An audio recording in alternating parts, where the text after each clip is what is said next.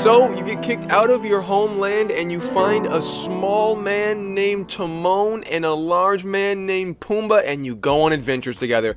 Hey guys, I'm TutsByKai, I'm Kai, and today we're back once again taking a look at how to use the grease pencil in Blender to draw some cool stuff and use some modifiers and do some really neat things. So let's go ahead and get started. Also, by the way, good luck on your adventures with Timon and Pumbaa, by the way. That sounds like a lot of fun. Anyway, if we go ahead and open up Blender, let's open up a brand new file here, right? So if we open up Blender, it looks like this by default, obviously. But if we go up to the top left and hit File, New, and then hit 2D Animation right here, boom, open that up, you have this nice, animation thing. And everything's basically already set up. Back in the day, way back in the way times, back in the ye olden years, back, a few years ago, this was not like this. It was totally different, and now it looks like this. It has everything kind of ready to go. You have your colors over here. You have your brushes, all this nice stuff. You have some layers if you look around in some special areas around here. So you still have all your regular tabs over here, of course, but then you have a couple of new ones. Which this one, the data tab looks a little different. You have your layers here. You have lines and fill by default, blend mode, and all that good stuff. But the first thing I want to go ahead and talk about is obviously the timeline down here looks similar, but basically a little different. If we zoom into the first frame here, you can see we have these little sliders, and these sliders are opacity sliders. So if I were to go ahead and draw, let's go ahead and draw like a little circle. Let's make my radius a little bigger. Draw a little circle here. As you can see, we have this, looks great. Obviously the strength isn't all the way up, so it's not solid black, but it is what it is. We draw that, just draw something just so I can show you. We have this circle. If I'm going to go ahead and drag the opacity down, we can just do that, obviously, over here of the different layers. It's all the different layers you have down bottom left. This is the lines and fills layer that we have here on the right-hand side. It's the same thing, as you can see. Super cool. We obviously right here have onion skinning, which this is really cool as well. So if we go to another frame and then draw another keyframe, you can see that we have onion skinning, which is super, super nice. And we can turn it off right here. Boop, boop, boop, boop. Nice. Very lovely. But the thing I want to talk about is a little less about all the onion skinning and all the whatnot and everything, because that's that's kind of self-explanatory. That's kind of like, oh, it's right there in your face, bada bing, bada boom. What I want to talk about today is something really, really cool, actually. So if you've been struggling figuring out what program you want to use to animate, what you want to do to animate, this is actually a great way to do it, because let's just go ahead and real quick, I'll just draw something super simple. I'll draw a little head, right? And then we'll do like this and like that, and then we'll draw like a little smile, you know what I mean, and some eyes, and then maybe did not mean to do that. And then maybe we'll draw like an arm, and maybe he's waving like this, and he's like, "Hey guys, how's it going, dude?" And he's waving. What a cute little guy he is. Wow, he's ready to seize the day. You know what I mean? He's just ready to seize the day. What a character he is. You know what I mean? So let's say you have that, right? And then you want to go ahead and fill that in with some color. Let's go ahead. So you could essentially go and just, color it in by hand, select a different color. Let's go back up to the colors. You can just go ahead and technically, you can go ahead and just drag this to a new color and then just color it in, whatever else. But the better way to do this, sorry, on the same layer, but the better way to do this, instead of doing it like this because you're on the same layer, it'd just be like a little difficult, is to go in the fills layer down here.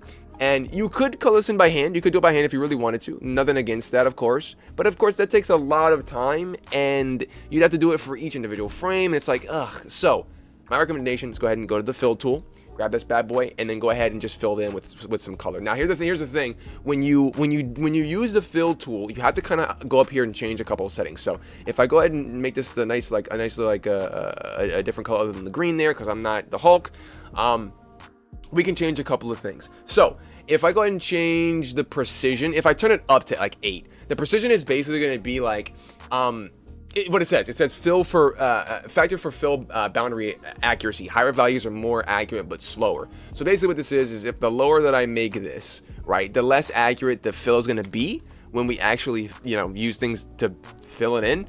But it will take a little less resources and whatnot. But you can see if I zoom in here, if I zoom in here, you see what it's doing is it's kind of filling in a real weird way. It's like making these lines here, and the reason it's doing this is because if I undo it, I'll show you. We have this set to solid stroke top left. So if I just go ahead and double click, boom, you can see it adds a little thing there. You're like, okay, it didn't work. That's because you have to change this from solid stroke to solid fill, and then when you double click, boom, now it's in. But you see you have these little areas where there's a little bit of white showing there. Now, for some specific styles of animation, I'm sure a lot of people don't really mind this. You won't really even see it. But if you do want to make it a little more accurate, you could, of course, turn the precision up. But like I said, it'll take a little bit more time to do. But I think a good spot to keep it is maybe about 2, maybe 3 if you need to go a little higher than that. But let's see what this gets over here. Yeah, see, 2 fills even all these little pieces. So if I turn it down to 0.05, or let's do... Oh, yeah, see, that's not good at all. See, oh, maybe I think it's around, okay, so if I have it on 3, if I put it on 3, it doesn't get these little corners and these little bits here because I guess it hates the little corners. I don't really know why, but yeah, it has these little pieces. It doesn't really connect all the way through. So I recommend just keeping it on 3 or so. And then if you need to up it, then you can just, you know, raise it later on and whatnot. But for this down here, this will be a little different because we don't actually have a bottom on our guy. So if we just, you know, if we change this like a blue color to fill this in, you can see it doesn't really feel anything. So what you can do is, oh no, we've messed it up. What you can do is you can go, I'm gonna scream, I'm gonna lose my mind.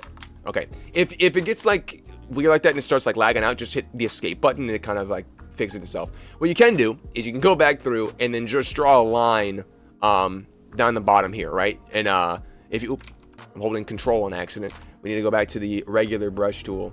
Not the ink pen. Oh wait, no wait, that's fine. All right, there we go. I'm on this weird, I forget how to get this off. I'm gonna lose my mind. I'm gonna scream. Okay, I figured it out. Ladies and gentlemen, if you get stuck with this little problem here that we have here, where it's kind of doing this weird thing where it's like making these shapes instead of drawing, it's because you're on the brush tool, but you're still on solid fill. So you need to go back to solid stroke, and then it fixes it. There you go. All right, so if that's a little issue that you've had, there you go. I fixed it for you. There you go. Easy. I like keeping that kind of stuff in these videos because I think it helps a lot of people understand that, you know, sometimes things just go kind of wrong, you know. And then we'll swap back to fill for the fill here, and then we'll make sure it's on solid fill, and then we can fill that in. But I will make it the color green now because I like that color green actually. So it's not the same color, but it's fine just for the tutorial's sake. All right, cool. So we have this little guy here, and now what we can do is we can animate this by just going ahead and then just redrawing everything. Like we can just, like, you know, just get rid of the lines and then just redraw the lines. Like we can hand animate this, and I'll just go back through. Maybe the radius needs to be a little bigger. And I'll go back through and then just, you know, redraw everything on the next frame after I move my cursor over to like frame 3. But obviously that's, you know, animating by hand. That's fine. That's whatever else. You can also go in and move these lines by hitting tab on your keyboard. You can go ahead and select these bad boys and move them around like this as well. I don't really know how that, you know, maybe wouldn't help too much in a lot of circumstances. My recommendation would be kind of just to use the vertex mode if you want to do anything, and maybe move it a little bit like that. But I do recommend probably just drawing all of the different frames here. But the thing that's really, really cool about this is if we want this guy to look like he has a little bit of motion to him, we can go ahead and go to the modifiers tab and add in a little modifier here. And we can go down to edit, go down to deform, and then go to noise. And then as you can see, if I play this, right, if I play this, it has a little bit of motion to it. Look at that thing. That looks great. Now we can change the position, lower the position down a little bit so it's not moving as much. We can change the noise scale up a little bit as well, so it's like it has this like nice little look to it. It looks like it's animated. It looks really, really cool. And we can change the strength as well, but the strength is like going to be like, you know, it's going to add some transparency to it, which we don't want that, so we can turn that back down. And we also change around with the thickness to make the lines look different, you know, sizes and whatnot. And this reminds me of Ed, and Eddie. I don't know if anyone, you know, used to watch Ed and Eddie as a kid or way back in the day, whatever, but this looks almost exactly like Ed, and Eddie. It's actually kind of crazy. So I think this is really cool. And of course you can go ahead and play around with these settings, but I think that's very, very nice. So now if we want to, we can leave it on while we're animating, or we can just go ahead and turn it off, obviously by hitting that little monitor button, by turning it off, which I'll do for a second here. I do want to add another keyframe. I want to add a second keyframe on maybe frame 5, and then we'll go ahead and we'll animate on both of these layers. We'll go ahead and we'll erase. We'll go ahead and we'll erase just his hand, the hand bit here. Let me actually make this not a soft brush.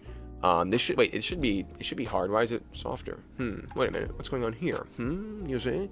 Because if we had this on eraser hard, yet it's not erase. Oh, there you go. Okay, wait. Okay, that's strange. Wait a minute. Hold on. Blender. Wait a minute. This is on eraser hard, yet it's soft edged, right? But if I put it on eraser point, That's so strange. Anyway, whatever. Well, there you go, ladies and gentlemen. Another mystery solved for you today by the Mystery Machine. Just go ahead and use eraser point or whatever that's called, and we can erase this line here. And the great thing about these lines, if you haven't been able to tell so far, is that they're actually vector lines. They're not like raster lines, so that means no matter how far you zoom into them, they'll always be precisely clear. So if you want to make this any resolution you can make it any resolution. So there's not going to be any like quality, degradation when you scale it up or scale it down. It's very, very cool. So if we go ahead and erase that, then draw another frame, we can go ahead and do something like this and make his hand come out like that. Obviously, this is just a super, that's a horrible hand, super raw, rough example, but just to get you guys an idea of what you can do here. All right, once that's done, we can go ahead and go back to solid fill. Just double click inside the hand, and boom, we have that bad boy. And then in the second frame, just hit delete. Just hit delete on that, and then we'll go ahead and not delete on that. We need to erase that. There we go. A little too far. Just a little too far. Let's actually turn off the line art layer so it doesn't accidentally delete that. And then we'll delete just this here. Turn the lines layer back on, and then we'll go ahead and fill in the hand here. There we go. Perfect. And now if we play this, you can see that the hand moves, which is really super nice. So there you go. Absolutely lovely. And if we play this, cute little waving animation. Let's make our in frame a little shorter so it doesn't have to go all the way back around before he waves again. Let's make it frame 10, and we'll just loop that.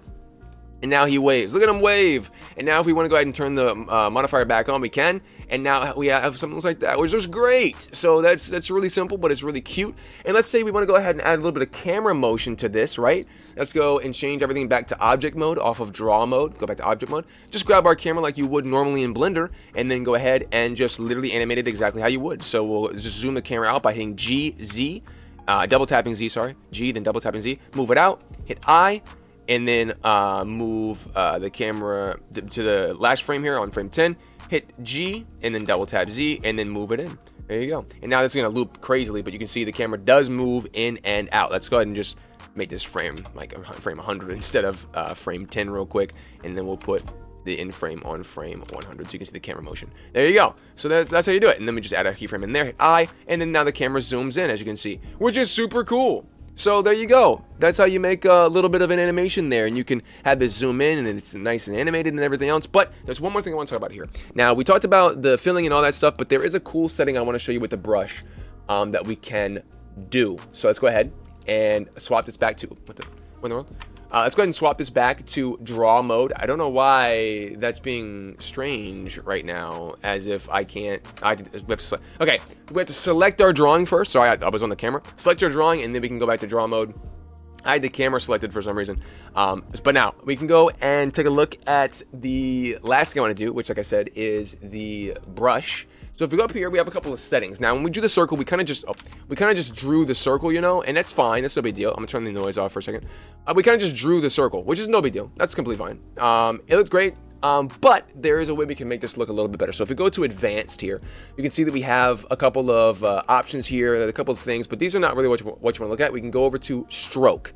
And the stroke bit is what's really going to help us out. So now we can change the smoothness of the brush, the iterations and the subdivisions, but we can also change the randomize of this, which is super, super cool. Now, it's not going to be for everything you do, but if I turn the smoothness all the way down to 0, you can see that if I shake my hand a little bit, we have some stuff that looks a little weird there, but we can go ahead and turn the smoothness all the way up, and then if I do the same thing again, it kind of smooths out a little bit, you know what I mean?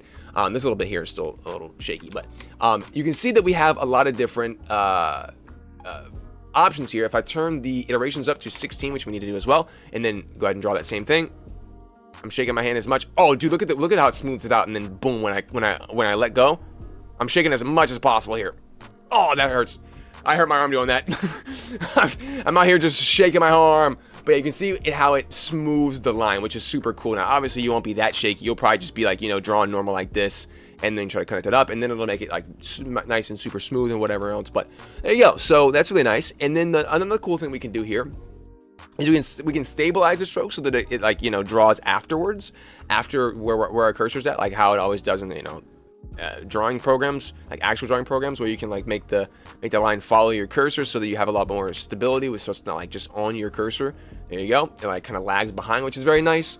But the randomize is very cool. So we can go ahead and change the randomize of the radius and of the rotation, which we won't really see because it's a circle. But if we change the you see how it's like not a normal, like, you know, size, which is really cool. But you're gonna have to turn it up a little bit more because the smooth is going to kind of mess it up. So we need to go ahead and actually undo some of the simplify. I think it's simplify that's messing it up, I believe. Maybe it's just the entire post-processing. Yeah, it is. Wait, so I think the post-processing kind of messes up the smooth. If you have it up a little too high, it kind of won't do that. It kind of won't allow you to have the radius be upped if the smooth is a little too high. So let's go ahead and actually turn that down a little bit. Maybe put this on 8. And we'll go ahead and see if we can have a little bit of that smooth. Oh yeah, it has a little bit of that more wavy stuff in it now. But you can see how the randomize is kind of not letting us do too much. Yeah, I think the way to go here is if you want to have some of that, instead of turning the randomness up, for that we just turn the jitter up. I just turn the jitter up. I leave this on maybe 1 and 16, and then I just put the jitter up to maybe like 0.5 and see what it looks like. Oh wow, that fully just levels it out. Dude, that's such a good, this is such a great way to like explain how good the smooth feature is though. Like look at that, that's crazy. That's actually wild. Look at that. Oh, it has a little bit of chunkiness to it now, but that's, look how cool that is though. Wow, oh my god. Okay, well, if you want a little bit of randomize, just turn the smoothness down. Obviously, you wouldn't want too much of that anyway. Too much jitter now. You wouldn't want too much smoothness if you want that jittery look anyway, so there you go. Very cool. But the point is you have a lot of different you know, ability to make some cool things here, which is very, very nice. Now I think that's a good place to get you guys feet wet with things and get you guys out there and drawing some stuff with Blender and the grease pencil. Now let's go ahead and turn that randomize back on. As you can see, that looks so good, man. That looks so cool. Now you can change the random of this as well. You can turn the steps up to keyframes and animate it by hand, which is really cool. But the steps are kind of better, I feel like. And if you want it to be more or less frames, like it can be just 2. It can go back and forth between 2 or go back and forth between 1. Obviously, that's super fast that it's doing that. But hey, listen, man. I think the really cool thing about this is that it's so customizable. I can make this have like 16 different things that it goes through, and obviously that's way slower. But look how cool that is, dude. Look how cool it is. That's so cool, man. And this is just in Blender, and people don't even utilize this kind of stuff, man. But yeah, I hope you guys learned something new today. I hope you had a little bit of fun. But yeah, I will see you guys in the next one. Go ahead and make some cool animations. It's a super simple, basic grease pencil video. I will be doing more of these in the future. I know that for a fact because I actually do really enjoy this. This is very cool. So I'll be doing more of this. I'll probably be making some animations in this as well, just in general, and just sharing them with you guys. But yeah, make some animations too. These are really cool. This is a very super easy and cool way to do this. And obviously, without even getting into like super in-depth stuff, we can obviously also have normal Blender things kind of go on as well. So like we can just like move the camera around, we can change angles and, you know, do this and do that and have all kinds of different things going on. We can change the perspective and, you know, everything else. We can add, you know, filters and, you know, do some depth of field and some blur with all the compositor nodes and everything, because all that goes together and everything. So we can do all Blender stuff just with this in mind. So I think that's a really cool thing. Is I think people will kind of use the grease pencil and they forget that they're using Blender, and they can also do Blendery things. So let's say, for instance, real quick before we get off here, if I want to go ahead and add a UV sphere to the scene, and I want to do that, I can do that. I can literally go ahead and do that and just add that in right back here, and there's now a ball behind our guy. And if we have this on, a material here, and then just go and make that down like that, maybe add a little subsurf, there it goes. All right, sorry about that. Got a little confused there for a moment. But if we do that and we go ahead and render this, you can see that it is in the scene. The ball is right there in the scene with our animation, which is very cool. So you can have you can literally have actual items in your scene with your drawings, and they will go ahead and move with the art that you do. And keep in mind, you can like incorporate this with things. So if you needed a little bit of a guide here, let's say you needed a guide for a face, and we'll just use Suzanne as an example here. We'll just use Suzanne as an example real quick. Let's put on another material, and I'll just use the one we just had actually. If you needed a little guide, right, and you wanted to have like a face next to this guy, right, and you wanted a little monkey guy, we can go back, we can grab our art and go back to draw mode, and just go ahead and draw in a new layer right above the monkey, right? Right above the monkey, we can just go ahead and draw a little thing. Change the radius down a little bit, and then just go boop, and then, you know, do all this. Our brush is still on jitter mode. I forgot to take it off, but there you go. You can just go ahead and just draw a cool little thing, and there you go. And that's super, super cool. There you go. And now you can just get rid of Suzanne. Boom. And now you have that little monkey. And like I said, you can just on the eyes as well. Obviously, I can't see because our Suzanne is covering that up. But we can go ahead and move our. We can go back to object mode and just move our drawing up above Suzanne. Or move Suzanne back, rather, we should do. Move Suzanne back a little bit, like that. Boom. And then now we can. Now she's in the wrong spot, but you guys get the idea. Go ahead and move that up so we can see. There you go. So now select our drawing, go back to draw mode, and then just continue drawing. And we have that little ability to do that. So now, obviously, if the brush size is a little smaller, we can be a little bit more precise with things. And we can have some really cool, like, references. You know, we can bring some references in to go ahead and draw some stuff. How cool is that? That is such a cool way to do some things, man. Very, very cool. Actually, that wasn't the jitter, that's the noise from this. Yeah, there you go. That's a cool way to do things. Now you can import some models that you've made. You know, maybe you can use some characters that you've modeled and then just go ahead and draw over them. Maybe you can create like a little Borderlands effect and only draw on some edges like this. Create some, like, you know, some texture on the skin and whatever. You know, do some things. How cool is that, dude? That's the coolest thing in the world, man. I really, really do like this. Hope you guys learned something new today. I will see you guys in the next video. There you go. Hope you learned something new. But yeah, I'll see you guys in the next one. But until then, bye-bye.